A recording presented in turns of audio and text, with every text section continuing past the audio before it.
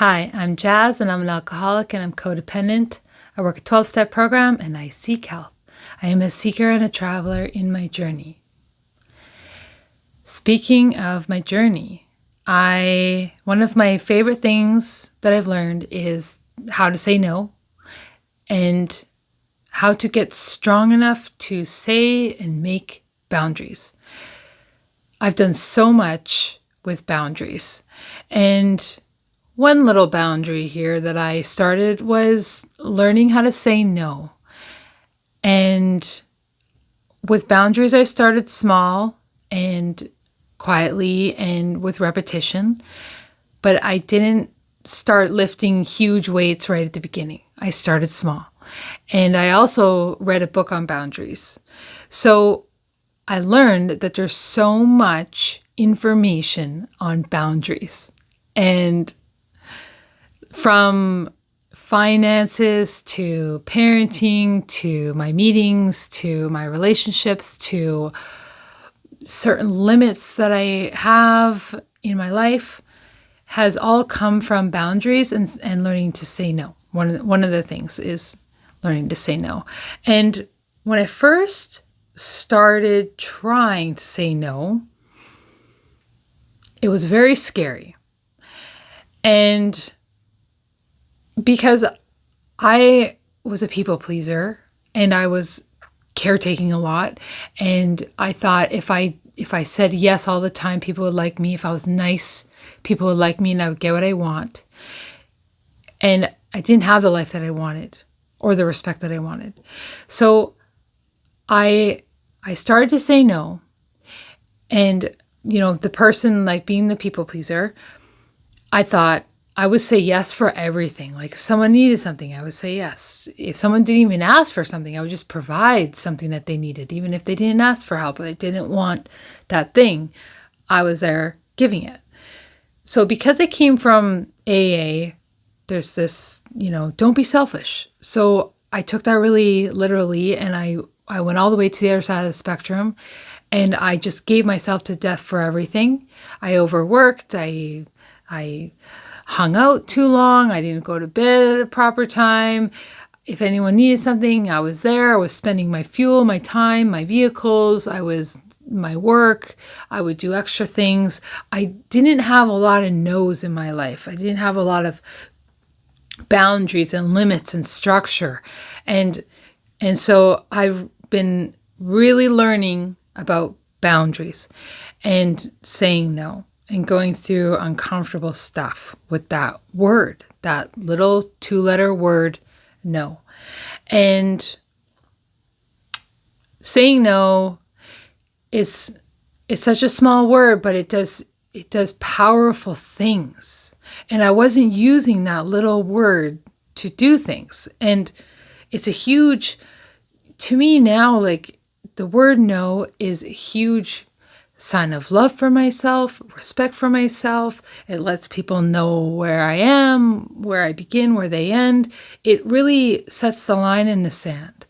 And so developing strength and learning how to say no has been such a great tool for me. I don't have that scared feeling anymore like I used to in the early days. And I started small. I got on the phone. I'm a big phone talker with my sponsor and recovery friends. So I start saying no in my life. And I can say no in quiet ways.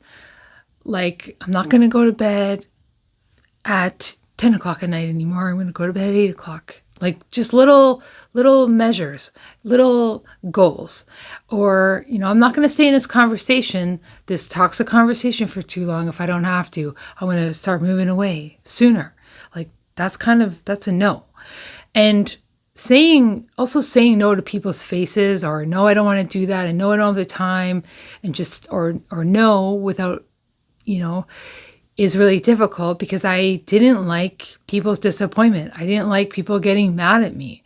I didn't like that. I didn't want to face other people's reactions and emotions when I would say no for me.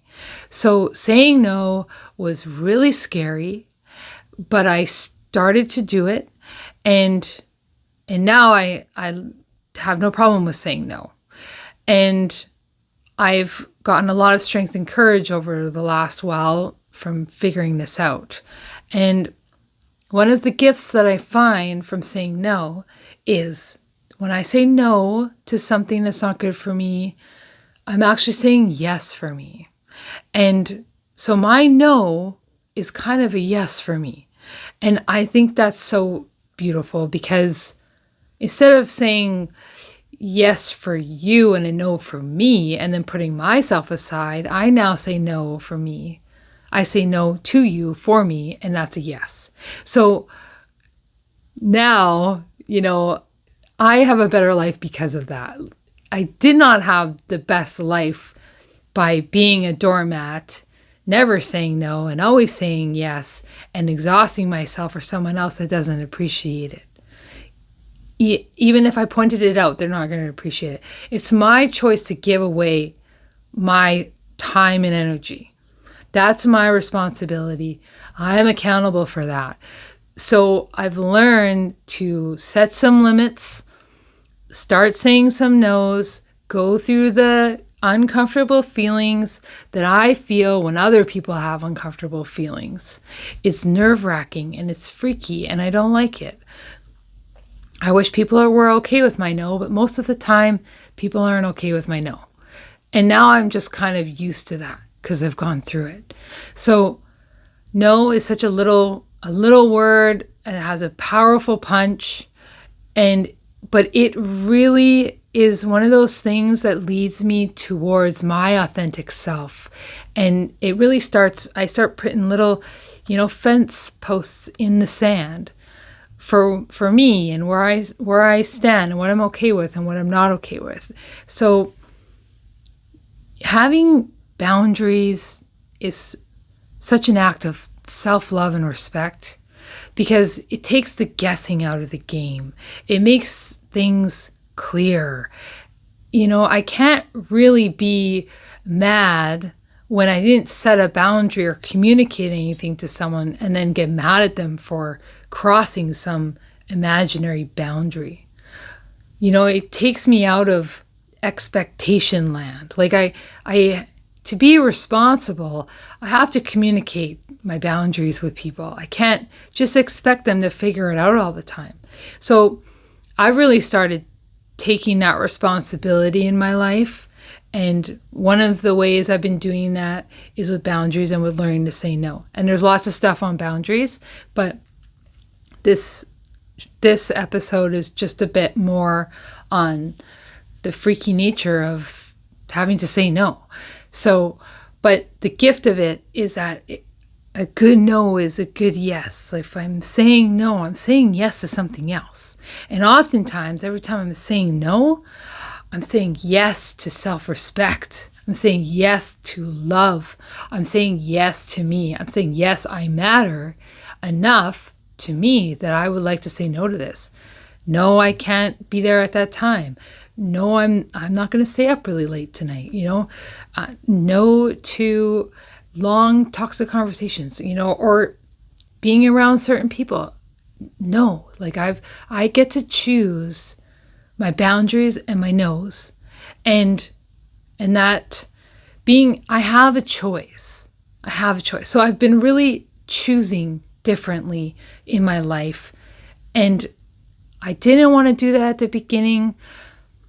I was upset that being accountable, they say it a lot in AA, be accountable.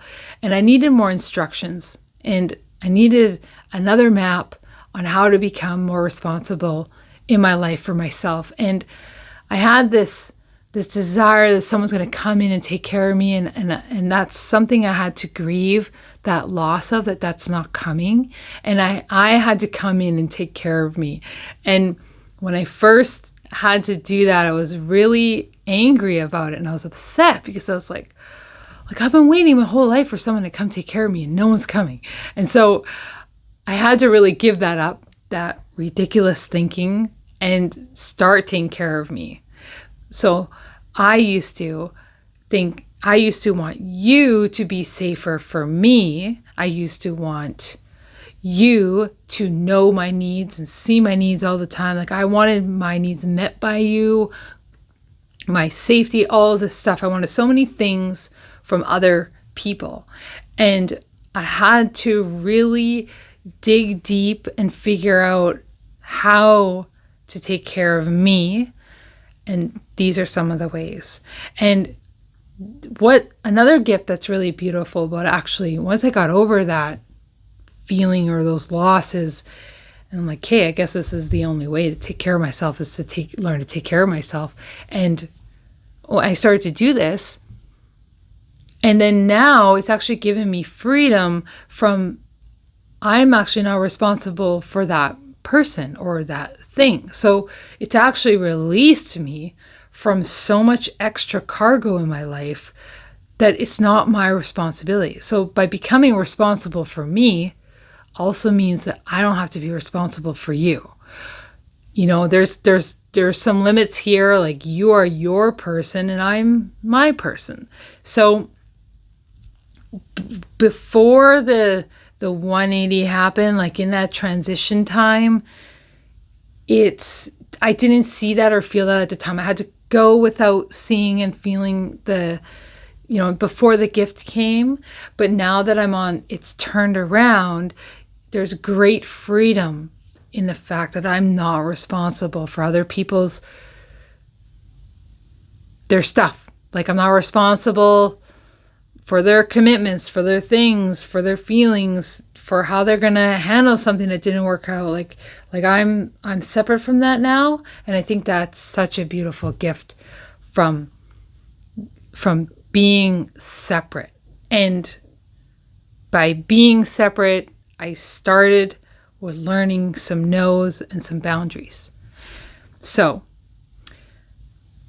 saying no is no, period.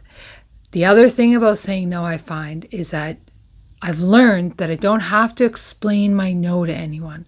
I don't have to explain why I said no. I don't have to explain or justify and get your permission that my no is okay. And I used to also spend a lot of time negotiating my no, or I would say no and then I would flip back because I was scared of your reaction, and I would say no and then backpedal, or I would say no and then I would have a big conversation with someone about it after.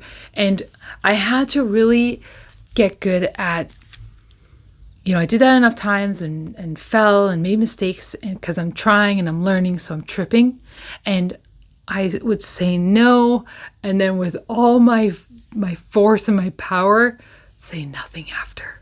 And that was such hard work to do, but such a great payoff because I am now comfortable with being able to say no. So just a beautiful thing that has come from the gifts of recovery, that have come from really working the program and changing my brain around. I've never said no before in my life until these later years and figuring it out. And it's just been, it was sad to be separate from everything and feel like I'm all on my own. But because I have learned to take care of myself and be on my own, I don't need all these other things from the outside. I don't need permissions and agreements, and I don't need you to be on board. Like I'm leading the way in my own life now, and that is very liberating and free to be able to do that. So having boundaries instead of expectations is accountability, is a huge act of self-love. And I have boundaries all over my life. And I didn't have very many before. And boundaries can be small, medium, large. One boundary that I can even have internal boundaries and external boundaries. I can have boundaries that are even in my head. Like, one thing is I really work on positive self-talk in my head. And I really watched that, and I started that, and now it's a habit. So now that's just like another thing that adds momentum in my recovery. So anyways, the no is really a yes for me. And as I'm gaining all of this momentum, it's compiling on top of itself. So having boundaries is the way to freedom. It's the way to my authentic self. It's carving a path that's just for me. And it means I don't have to bring a bunch of people with me and have a bunch of extra silly conversations that didn't change anything anyways. And it makes things clear for people, and it makes things clear for me. And even for thoughts, if I have someone say something mean to me, I used to sit there and debate it about how that's mean, and they shouldn't say that anything's mean. And I've gotten to a point now where the mean thing can just be said. I can back away. I can choose how much time I spend with that person. But when the mean thing is said and it's going all the way up to my brain, I can choose to believe this or not. And I've decided I'm not going to believe mean things that are said to me anymore. My value doesn't lie in that person's hands. My value lies in my heart and head and with my higher power, and we're deciding what my value is. So my value's changed. My value wasn't very good when it was sitting over there getting trampled on by someone else's thoughts. So I have been practicing to choose that, even down to little thoughts in my head. I don't believe the negative stuff. I hear it, and then I kind of just let it go by. I let it fall to the floor. I don't give it too much attention like I used to. I used to get really hung up on that disrespect, and I take it in, and one of my boundaries is no. Like I'm not going to take it in, and I'm not going to believe it. Like I choose to believe it. I can't stop that person from saying it. I've had those conversations a million times. I can't stop that person or people from saying negative things, from pointing the finger. All I can do is choose not to believe it. I can choose to say something different in my head. I can choose to go, I don't let those bad things go into my head. And I never used to do that before. I used to get hung up on why would they say that, and then talk to them about it, thinking that that's going to make them from stop saying that anymore. But I've learned, that I'm not going to change that. It doesn't matter if I change that person's mind. They're going to do what they're going to do. So I've just learned to move myself in situations. I've even learned that not every single boundary needs to be talked about. Now I move in a way where my boundaries are my actions. I might not go over to a certain place as much anymore. I don't tell someone I'm not coming over to hang out with you anymore. I just might not come over and hang out with you anymore. I'm moving through my life, making actions and choices for me and not explaining it to the whole world. Because when I start explaining my boundary or the things that I need for me to you, I'm putting my power into your hands. I'm giving my power away. Like I don't, where does it ever say that I have to explain what I need? Because boundaries are things that I need for me. Boundaries are for my protection, for my love, for my wants, my desires. Like boundaries are very personal, and they're tailored to me, my feelings, and my soul, and the life that I live. And my life is very different than another person's life. And I'm the only one that knows how to take care of my life the best, because I'm the one living my own personal life. So boundaries are very personal, tailored to me. And they are up for me to figure out what they are, and let people know that, not all with a bunch of conversation and words, but just moving through my life with action and presenting in that way. It speaks volumes when I do that, and I get to conserve my energy. And and I used to spend all that energy to talking to people about why I need this a certain way, or I need that. I just figure out the boundary for me, and then move and do that action that I need to do to make sure that that boundary stays strong. And to me, like, boundaries they're things that I can't go back on. Like, I really got to think about them. I really got to make them.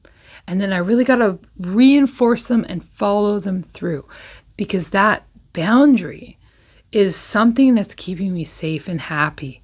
It's very important. When I'm boundaryless and I'm moving all over, I'm chaotic. I'm having anxiety. I'm not firm. And then other people are going to see that as, well, maybe she'll change her mind, or wishy-washy, or, just say this, or just push enough and this will happen. Like, I stay really firm with my boundaries, and it is clear for the outside person what I'm about and what they are. But when it's always moving around, then it does open the door for conversation again. It does open the door for negotiation, and maybe I am going to change my mind, because I did change my mind last week and the week before. So boundaries are really good in relationships, I find, for myself, and they're really good for me, especially my relationship with myself. I need boundaries. I can't unsee what I see now. I can't unknow what I know. And I didn't have boundaries before. I even teach my kids about boundaries and teach them to say no, because I want them to grow up into adults and have the right to say no without explaining it to everybody, without putting their power in other people's hands. And it makes it really difficult. It's really hard to respect the no sometimes, but it has to go both ways. Like, I let my kids say no to me, and it's really frustrating, and I can't react with judgment. I can't react with aggressive feelings. I show them that I respect their no, and it goes back and forth. And that's just the way I parent. Like, I live and breathe recovery, and I also let this trickle down to my children and the ripple effect in the home. So I really believe in saying no for stuff. And I also believe that I don't have to say why I said no. I don't ever have to say why I said no. And it's going to show me, where people stand in my life. And as I grow and I get stronger, I do learn that it's okay. And then I do learn a bit about other people too, with how much they respect me and how much they respect themselves. So learning these green flags and red flags this is another way. Like, this is another thing that gives me more ways to seeing these behaviors and how people operate. And, with my no and their no, it tells me a lot. Like, all this stuff tells me so much. And with all this knowledge, like, I'm not going to go back and make those old mistakes again. So another tool of recovery, saying no, is saying yes to something great for me. And I get to benefit from that directly. And when I'm benefiting from the yeses for me in my life, I think that is me living in my recovery, doing the best I can for me, and taking care of the ship and honoring the ship, and being grateful to my higher power that I get to be this person that lives on this earth. And it's a huge, just a sign of respect to myself.